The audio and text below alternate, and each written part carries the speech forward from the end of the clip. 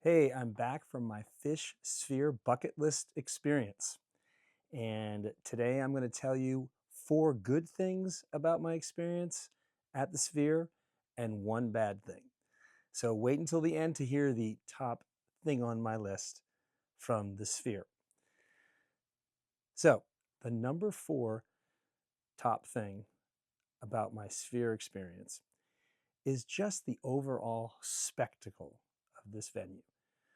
On the outside, it's huge. It doesn't dominate the Las Vegas landscape, but it certainly is the most unique spectacle. Huge spherical globe, lights up at night, has all sorts of graphics and all sorts of things going on. Um, when you fly in on the plane, you can see it. When you're in a cab heading into the strip, you can see it. The Venetian Hotel, which is where we stayed, you have to pay like $300 more just to have a view of it out your window, which I don't really think is worth it. But it's just, you can't miss it. When I was leaving on my cab or in my cab at 4 in the morning, I took a picture of what the Sphere looked like as we were leaving, and it looked like the moon. I mean, I thought it was the moon crashing down into the city. So incredible spectacle from anywhere you look at it from the outside. And on the inside, when you walk through the winding tunnel from Venetian to get there, you're opened up into this massive 4-story room that's connected by open air elevators and lights and exhibits and just cool sort of visuals that are very modern and very techy, and just sort of creates this unusual open air experience where you know you're going into something that's big and massive and just really, really sort of a lot of ahs as you're going into this place. A lot of picture taking as well. Now, the third top good thing about the Sphere that I noticed was how polished it was. This is not an old venue. This is about a 4-year-old, 5-year-old venue that has not seen a lot of wear and tear. A lot of the shows they show there, for example, The Wizard of Oz is there right now, and it's incredible apparently. But you know, U2's been had a run at the Sphere.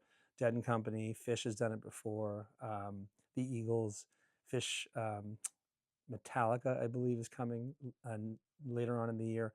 So not a lot of wear and tear. Not a lot of people have run through this place. So the seats are clean. The floors are clean. There's nothing trashy about it. Uh, it's all carpeted, very, very clean carpet. The concession stands are modern and just nice. Everything's sort of well lit. And so it seems just fresh, which is kind of a nice experience, as opposed to going to a lot of other venues that are stadiums that your feet stick to the ground, things like that. So I really like the fact that it's so polished. Now, the number 2 good thing about the Sphere is the sound quality. There are 167,000 speakers, and you can hear, we were in the 400 section, which was the highest section, balcony, up in the middle. Amazing seats. Not a bad seat in the house, really, except for, well, I'll explain later. But um, you could hear all of the instruments, and PHISH is a band that you want to be able to hear all the instruments individually as well as together. They can move the sound around the Sphere. The Sphere is like it's like an IMAX that's sort of wrapped around you, and you can hear the bass go around it. You can hear the move the piano player around, and really just create this surround experience. But you don't miss the notes, you don't miss the singing, everything is clear. And even when the crowd is screaming, you can hear everything. And another really cool thing that's not really sound, I think it's called haptics. Well, at times, if you sit in your seat, they'll connect the seats up to the bass playing or to the guitar playing, and you can feel the music or you can feel the sound of the bass pumping in through your seat. So you can sit down and literally feel what it would be like to be right up next to the bass guitar or the guitar player. And also at one point during one of the visuals where they were showing lungs, I know, inside of a body, but the lungs were pumping and there was air coming up from the seats. so you could feel like a breath.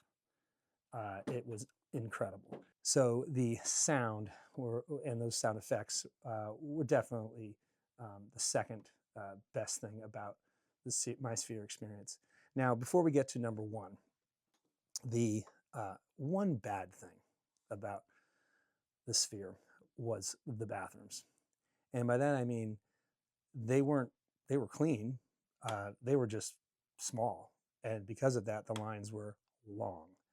I think in the men's bathroom on the fourth 400 top section, there were 3 stalls.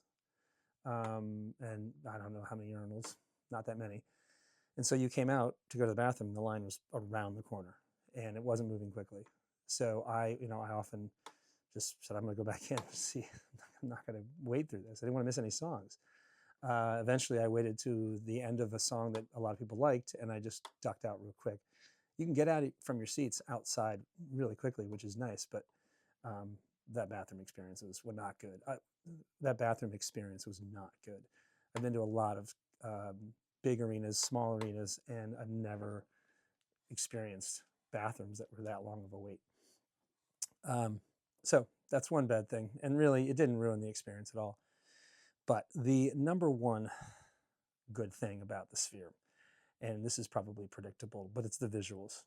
The surrounding visuals while you're watching a band play was so captivating. I found it hard to look at the band. We were pretty far away, so the stage wasn't really something you needed to look at. But just looking around and seeing what's coming at you. A couple of examples, some really cool designs coming at you.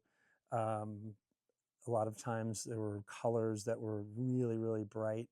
But then you had the visuals, like once we were inside of a nest looking out over a valley, and we were birds, and our mama bird was feeding us. And then when we got old enough, we flew out of the nest and down the valley as the music was playing, which was unbelievable. And then eventually into a mountainous valley and over a lake. And I mean, I know that's a lot of IMAX stuff, but with a band playing and synchronizing all the sounds and the music to what's happening in the visual was off the charts. Another one was we were inside of a human mouth as a dentist was working on it. It wasn't a real mouth, but it was like a graphic one. And then eventually we flew down into the esophagus like a roller coaster while the band was playing their song. And that was so weird, but so cool. I mean, you definitely were moving, and you had to hold on to some things every once in a while. It's very steep, but the visuals were so captivating. I think you could go and not even like the band PHISH and still be pretty amazed. I think a lot of people were going that didn't really know the band. They're known for having incredible visuals or light shows, and I think their music lends to this kind of thing. So it just made a nice pairing. And so I really can't speak enough. It's one of those things where you can show videos all the time, and then when you're there, it's completely different than what you would show somebody in a video.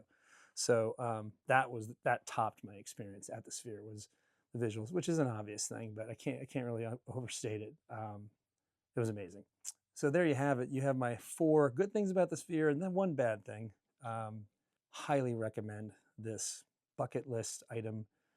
I've checked it off. I did it with my 2 good friends, and there's a lot of other things that happened on this trip that I'm going to document and show you in bits and pieces as we went to Vegas and experienced the Venetian Hotel and the Las Vegas Strip, and of course the band PHISH at the venue. So stay tuned for those. My name is Jeff, and hope you like these videos. Feel free to like and subscribe if you want. It really helps out a lot. Take care, and I'll see you in the next one.